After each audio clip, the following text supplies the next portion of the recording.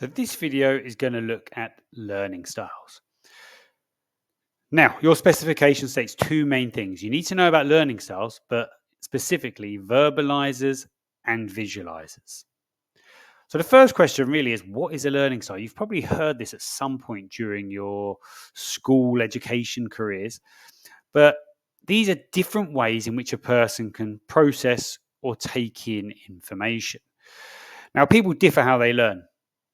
Some people like to read, some people like to listen, some people like to physically do things to learn. And to improve learning, the idea here is that we should be able to match the teaching to a student's preferred learning style.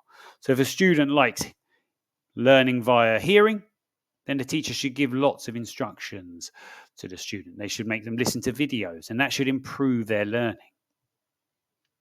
So the first learning style we're going to look at is verbalizers. Now, these prefer information in terms of words, and they tend to prefer auditory processing. So dealing with information by listening to it when information is verbalized. And they remember information by repeating it over and over again. So if they had to solve a problem in a lesson or had to revise for a test, they would talk about it with a partner. They might make up a song or a rap. They might record yourself reading the information on your phone, then listen to the recording over and over again. Verbalizers like to hear it verbally. Now, another type of learners are visualizers. And visualizers prefer a picture rather than words.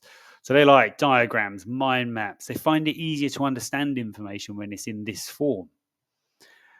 And they find it really easy to understand graphs and charts because they like visual information.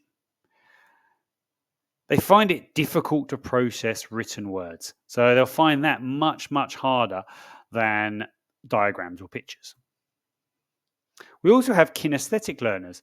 Now, kinesthetic learners are those who like a hands-on approach. They like to touch things and do things as they're learning. They prefer direct experience through making things and exploring what's going on in the classroom.